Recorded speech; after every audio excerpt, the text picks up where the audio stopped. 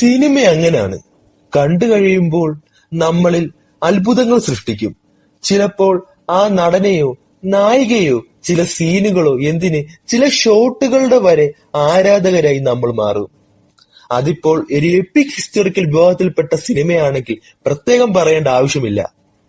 അങ്ങനെ കാണുന്ന പ്രേക്ഷകനെ കരയിപ്പിക്കുകയും അതേപോലെ അവരെ ആരവം കൊള്ളിക്കുകയും ചെയ്ത ഒരു എപ്പിക് ഹിസ്റ്ററിക്കൽ മൂവിയാണ് 1995 റാൻഡൽ വാലസ് തിരക്കഥ എഴുതി മെൽ ഗിബ്സൺ സംവിധാനം ചെയ്ത് 1995 മെയ് 24 റിലീസ് ചെയ്ത ബ്രേവ് ഹാർട്ട്.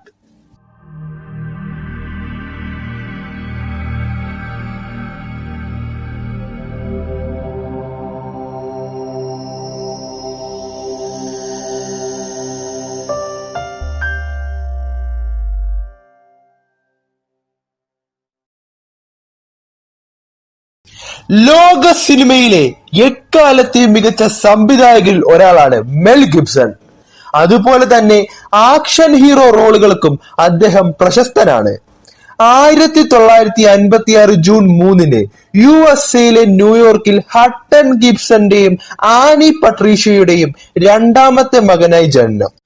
അദ്ദേഹത്തിന് 12 വയസ്സുള്ളപ്പോൾ മാതാപിതാക്കളോടൊപ്പം അദ്ദേഹം ഓസ്ട്രേലിയയിലെ സിഡ്നിയിലേക്ക് താമസം മാറി. നാഷണൽ ഇൻസ്റ്റിറ്റ്യൂട്ട് ഓഫ് ഡ്രാമാറ്റിക് ആർട്സിൽ അദ്ദേഹം അഭിനയം പഠിച്ചു.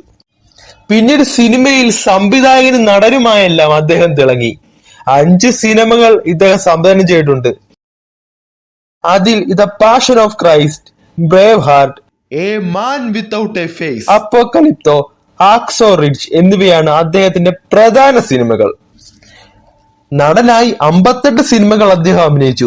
ഇതിൽ മാഡ് മാക്സ് സീരീസിലെ സിനിമകൾ, ലെത്താൽ വെപ്പൺ സീരീസിലെ സിനിമകൾ, in the year of living dangerously, we were soldiers, the patriot, signs തുടങ്ങിയവയാണ് അദ്ദേഹം അഭിനയിച്ച മറ്റു പ്രധാന സിനിമകൾ.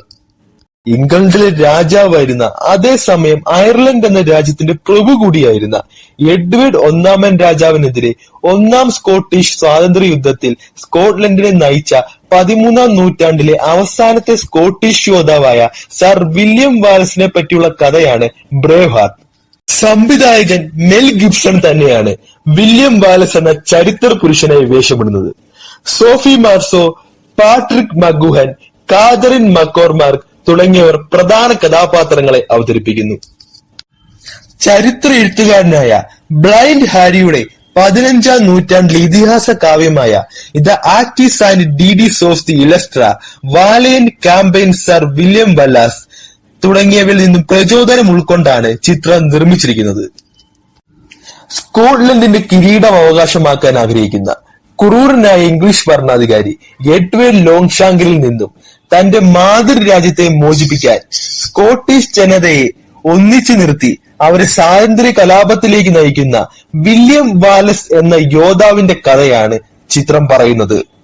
വില്യം വാലസിന്റെ കുട്ടിക്കാലവും അദ്ദേഹത്തിന്റെ പ്രണയവും അദ്ദേഹം എങ്ങനെയാണ് സ്കോട്ടിഷ് ജനതയുടെ ധീരനായ നേതാവായി മാറുന്നു എന്നതെല്ലാം ചിത്രം കാണിക്കുന്നു. ചിത്രം നിരൂപകവും വാണിജ്യപരമായും ഒരു വലിയ വിജയം നേടി. അതിലെ ആക്ഷൻ, പ്രണയം, സൗണ്ട് ട്രാക്ക് എന്നിവയ്ക്ക് പ്രശംസ പിടിച്ചുപറ്റി.